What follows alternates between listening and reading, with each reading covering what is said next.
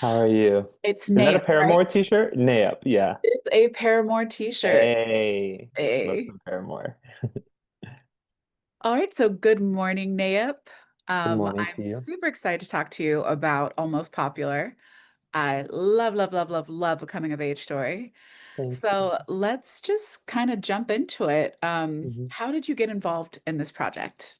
I got involved because a friend of mine who's a manager, he literally was like, "Hey, I have this mom who has this script," and I immediately was like, "I'm not interested." I was like, "I'm good," and he was like, "No, I really think you should meet her." So I was like, "Okay." Turns out, Pam was Sarah Dorothy Little's mother, who is an influencer and an actress. So, and I have worked with Sarah not knowing who her mother was. So I go and meet her, and she's like, I have this script. Um, I kind of wrote down a bunch of stuff when COVID was happening, and my daughter and her friend were just kind of always just on FaceTime, joking around, trying just scheme up little things. So I read the script, and I said, okay, I actually like it. Can we sit down and like really like hammer it home? So we spent the next year just working on the script, and she did like 230 drafts of it. Like it was nonstop. We were out to actors, we were changing things.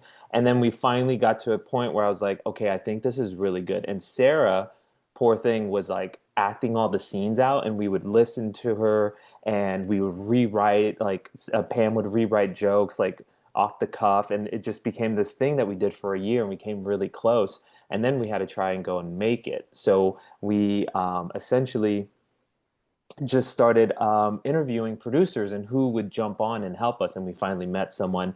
And yeah, they became, Pam became like a really good friend of mine. We have a couple more movies that we're trying to get off the ground, so we're excited. This is our first one, our baby, and now we have a couple more coming of age films, John Hughes-esque type of vibe that we're hopefully leaning into in the future. That's awesome. Speaking of making it, I feel like there were a lot of like quirky camera angles and like a really comedic lean in this movie. Mhm. How did you come up with like a style for this particularly? So I work off music. I've done hundreds of music videos, and I've done a lot of kid music videos and things like that. So when I read the script, I was like, God, we've seen this type of movie before. How can we make it original? So I would go for walks at night, and I would listen to music, and I heard a song by an artist called American Teenager, and the rhythm of the song, I was like, if I had an unlimited budget, this would be the song that would be my movie. So then I started to dive into more tracks like that, a lot of 90s, 2000s track, and things that were cinematic and build. And it started to hit me. I was like, I'm gonna have like a lot of fun with this movie. It's so quirky, it's so silly. We've seen it before, but have we seen it in like an indie, fun, stylized way where the camera is another character? And uh, that was like what made me excited to do the project. So I did a lot of research on like Napoleon Dynamite, Shaun of the Dead, a lot of these movies that really focused on the framing, but also like Shaun of the Dead, Edgar Wright, there was a lot of movement. So I wanted to balance that. There was even a little Wes Anderson in there. I was just looking like, what can I do to make this scene just a hair more exciting, a hair more interesting? And I had to be very thorough because we had a very short shooting schedule. We only shot this movie in 18 days. So Wow. so I had to have everything planned out. So we went in there, me and the DP, Ava Ricky, who's a phenomenal DP and also a director in herself, where she directs music videos and stuff. And I knew I needed help, and I needed, it's such a feminine movie. I wanted a feminine presence behind the camera. And when I was so busy, I'd be like, hey, take care of this scene. And I knew she had a little bit of directing background, so she could be able to do that. So it was such a community effort to get the movie to look the way it does. But a lot of it was, how can we make this scene a little bit more playful and a little bit more exciting? And me and Ava just spent 2 weeks in my office just cramming out ideas, and it started to flow, and it worked, I think. It does. I think it works really well. I Thank you. really liked the style. I think it's opening up a new parallel to a new style of coming of age, you know? Yeah, I think it's fun. I mean, you've seen Almost Popular in so many different movies, and my whole premise was like, let's keep it indie. Let's not try to trick people into thinking this is some big Netflix do revenge. Let's really be in our pocket. Let's really embrace that we're this small indie movie and we're experienced filmmakers. I've done 300 music videos, so I know a lot about the technicality of it. So a little bit was me trying to show like, hey, we can really direct something great here and elevate the performances and everything like that. And I think everything just kind of really meshed well. Is this your first kind of foray into coming of age as a film genre itself? Yeah, so that's my favorite genre, coming of age. I grew up on the TV. I grew up in front of the TV.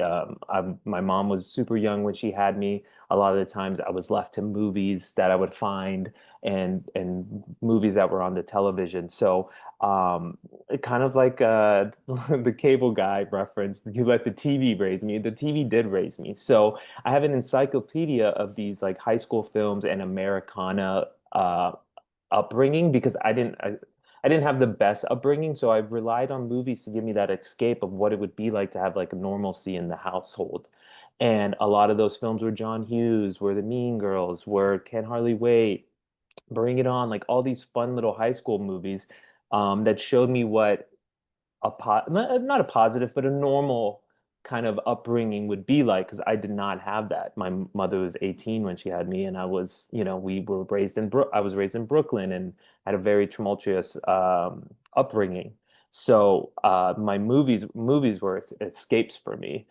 So you can see a lot of that in the film. Yeah, there's definitely a little bit of Oh, I didn't fantasy. answer your question. I'm so sorry. No, for sure. Um, and coming of age just became my favorite genre. So I love that. I love this was my first time, but I've done a lot of music videos with like young romance and all that stuff. So it was really just tapping back into that. There's your question. There's your answer. Yeah. So, you brought up your childhood a little bit. Where Mhm. did you probably fall in the high school hierarchy? Were you a pop or were you almost popular? So I was a late bloomer. I didn't go through puberty till I was like a junior. So I was very like my freshman year, I remember I was like 5'5", 98 pounds. I remember because I had to be weighed for something and I was tiny.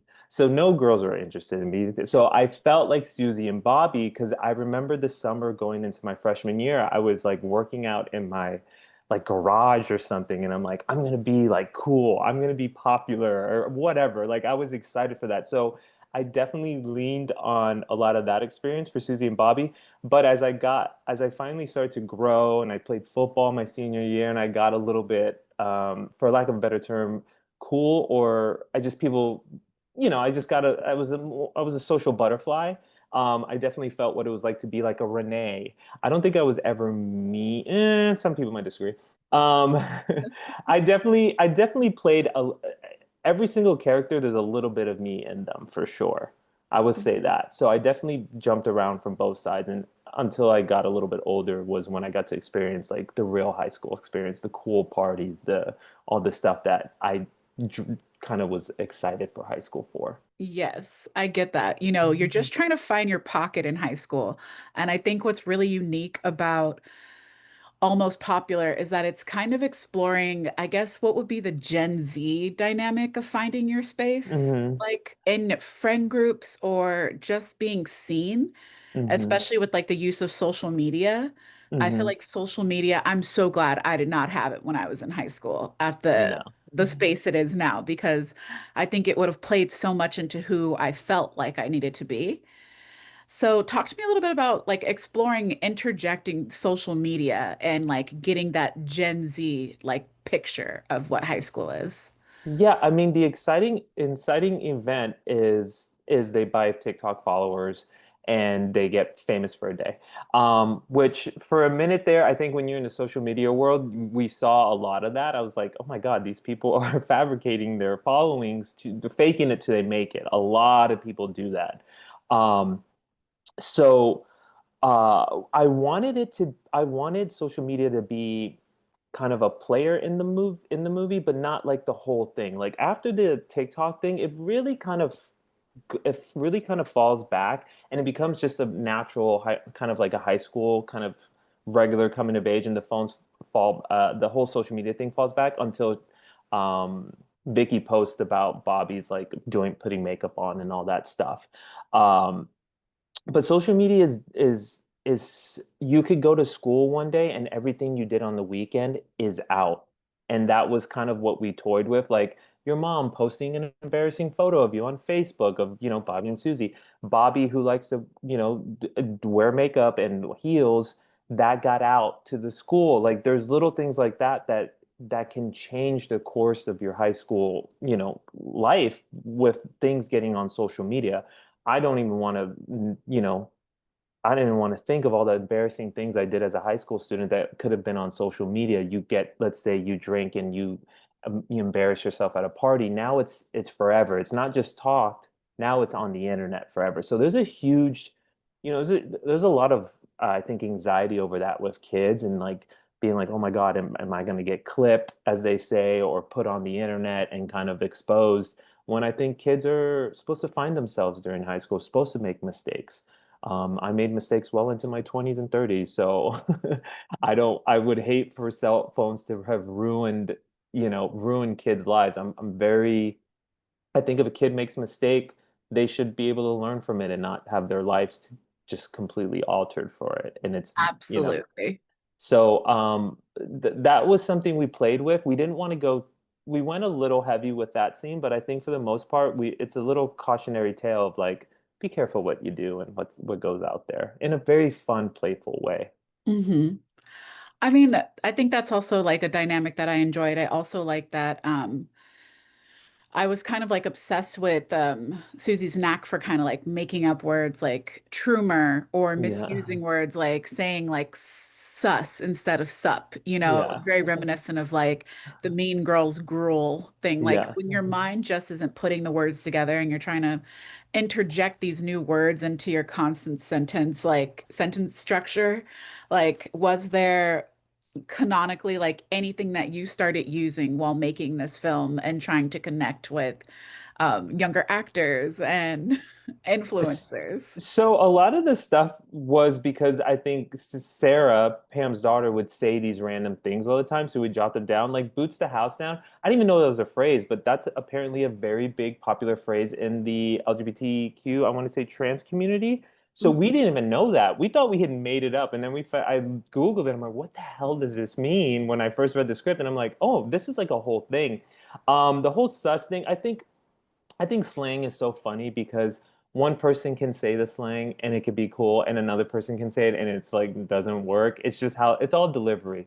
It's all how you present yourself. If you say something with enough charisma and enough, what's the word I'm looking for here? When you just believe in whatever you say, I think people will buy into it. So I thought that was fun. We would just the Trumer thing. I love Trumer. I'm like, I really think that should take off. Mhm. It's such a fun little phrase.